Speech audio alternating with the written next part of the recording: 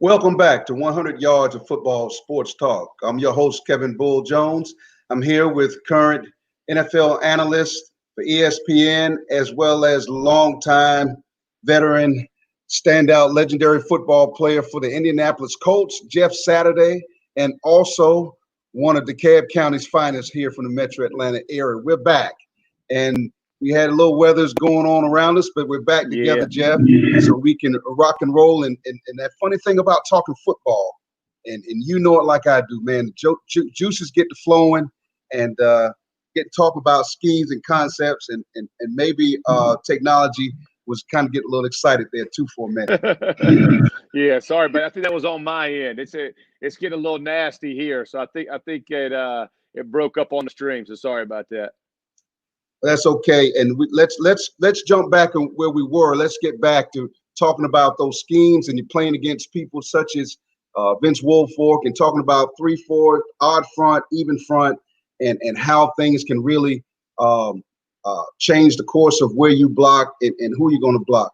Let's talk about Peyton Manning had the favorite line to block, and you mentioned Vince Wilfork. Can you go through that for us for the viewers right now so they can know? You know, everybody hears about the play with everybody else, but what I love about Peyton Manning, he gave love to you and said the block. Talk about that.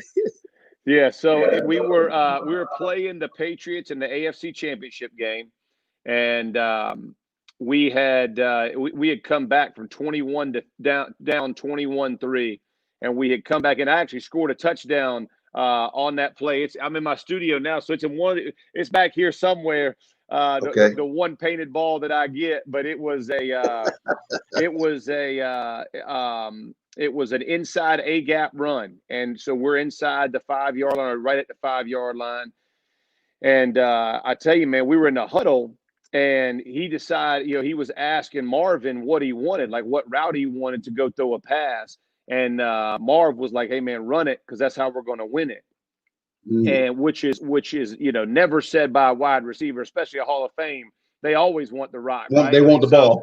That's right.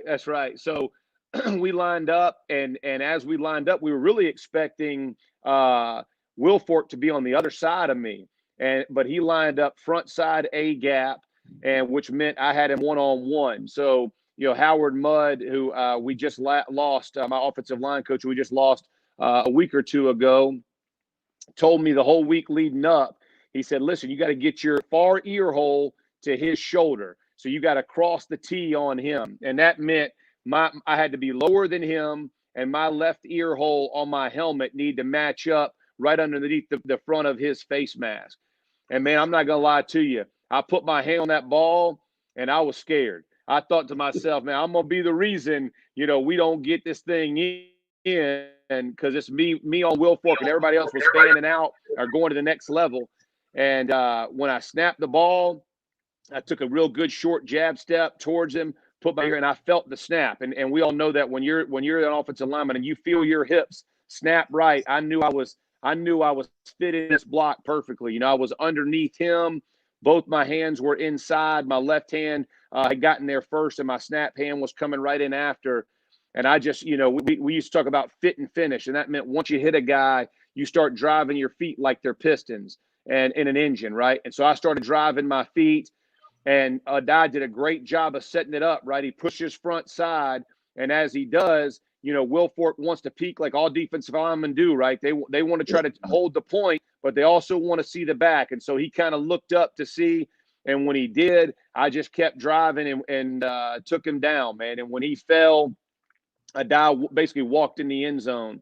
And it was funny because as we're watching, so that game's on Sunday, and we're going to the Super Bowl now.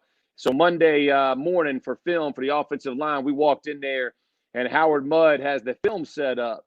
And Right. he said, we're going to watch one play.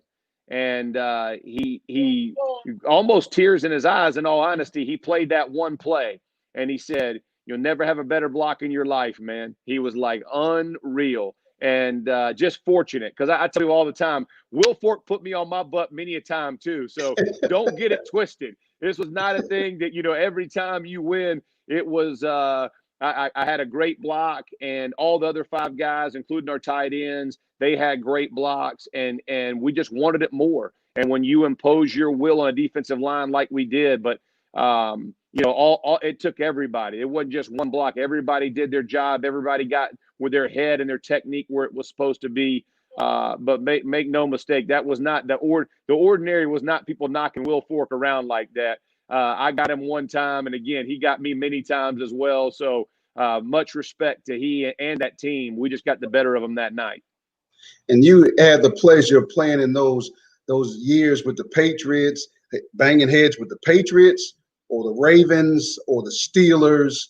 I mean, truly fascinating period of football. 14 years in the league, 6 years Pro Bowl, in the Colts Ring of Honor. And of course, everybody talks about playing with your great friend, Peyton Manning. And I'm sure you have many stories to tell about him. But the fact that you all had a chance to win a Super Bowl, share that with talking about Tony Dungy and how he impacted your life. Because I've heard you speak about him on other occasions, but I want you to share with the viewers now. Yeah, people. He went into the Hall of Fame, and everybody thinks, going to the Hall of Fame is the epitome of one's NFL career. But the truth is, he is a much better man than he is a coach. And when I get together with him, and even when I was talking to him about coaching, it's never just about coaching. It's about your life. It's about where you are. How's your marriage? How's your family? What type of life are you leading? Are you being one of those ones that should be a betterment to the community? Those are the things he always spoke about. And I'm very fortunate to have played for a guy like Tony and a guy like Jim Caldwell, who came right after him. I honestly, both of those guys were just incredible coaches and coaches of men, not just of players. And there's a difference, Bull, and you and I both know that. It was never just about ball, man. It was about, it's about life. It's about relationship, friendships. Are you becoming a better version of you each and every day? And I'm so fortunate, man. It helped me in my Christian walk. It helped me in my life. Yeah. But from a football perspective, I remember going in. It was us. It was Tony Dungy and Lovie Smith. Both would be the first African American head coach to win a Super Bowl, and they had coached on staffs together. Right? They had a great friendship. And all the things leading up to the Super Bowl, and how it was two of the greatest, not two of the greatest coaches, two of the greatest men in the NFL were going to have that opportunity. And so again, man, we were so fortunate. And listen, the Lovie Smith Bears, man, those defenses, the ones you just named, they're incredible, right? Urlacher, Briggs, you go through Peanut Tillman, and you can go through Tom. I mean, you can go through millions of guys on that, and they were flat out great football teams. And so it was two very respected teams going at it. And we were. I can tell you, after we beat the Patriots, I knew we would not be denied. But make no mistake, it was special to be a part of that, and to be in that prayer post game of the Super Bowl, all of us on a knee, just together, and to hear Tony Dungy. I've seen him bury a son, and I have seen him hoist a Lombardi trophy.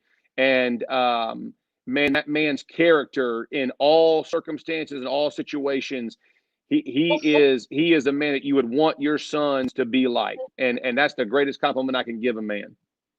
That's amazing. And that's another reason why I wanted to bring you on the show, I wanted you to just talk about those things that touched your life and that helped you after your football career become the coach that you became. You were the head coach at Hebron Hebron Christian Academy up in Gwinnett County, and took them to their first playoff win ever, and 20-16 record. But you touched some lives, 8-5 record your last year there. And once again, one of my great friends, Greg Lester, was on that staff with you. Talked so much about the details you gave. Final thoughts on how coming full circle, how that everything that you took from high school, people thinking you weren't big enough, and then getting to college and being great on that level, and then getting to the NFL, free agent first, and then finally signing with the Colts, and your destiny taking its point there. What did you take with that and Coach Dungy? On your final thoughts on what helped you when you got to coaching these young boys in Gwinnett Cap? Yeah, not how you start, but how you finish. Amen. And we talked about this. A man who is, I tell you all, if a man is a great coach, he's going to be great in other areas of his life. It's not just coaching, right? Like that thread of wanting to be great goes through everything, right? Now you can have, like you and I both know, you can have average coaches, you can have average, but men who want to separate themselves by the way they do it, you see it in it. And guys like Greg Lester, I saw it the first day I walked in, right? And I put him at every different, whether it was offensive coordinator, defensive coordinator, you name it, special teams. He could do it all. And why? Because the way that he applies his life in every area, in every facet of his life. And that's what I learned. That's what I learned in the NFL. That's what I learned from Coach Gartrell in high school, Coach Brown in college, was that it's not, you don't just turn it on. This is who you are, right? It's either you or it's not you. You can't fake it. And you and I both, you can't fake anything in a locker room, man. It does not happen, right? You will be seen for exactly who you are.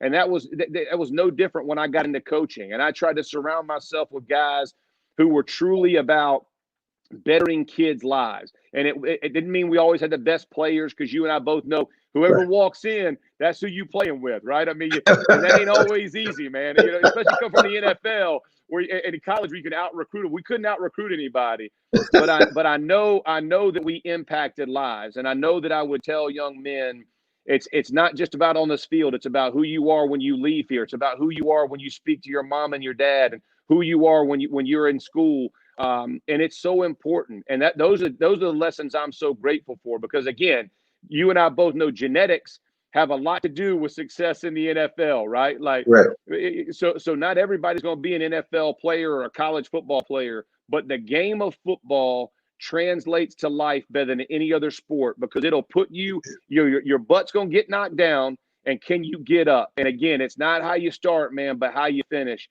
And I've had a career much better than I deserved, and I'm a blessed human being for all the men who have impacted my life, I can assure you. Amen. Thank you. Thank you. I tell you, thank you, Jeff, for those words of wisdom, and for it to reach everybody to talk about it, because there's some high school coaches listening today that need to hear that. There's some players need to hear it, as well as parents. I want to thank you for taking time out of your busy schedule. You tell the folks at ESPN we said thank you. We just wanted to steal you briefly for the short amount of time. I want to thank you for spending time with us. Thank you so much. Appreciate you, Bull. Have a great one, my friend. Thank you. And that's it from 100 yards of football sports talk. Thank you so much.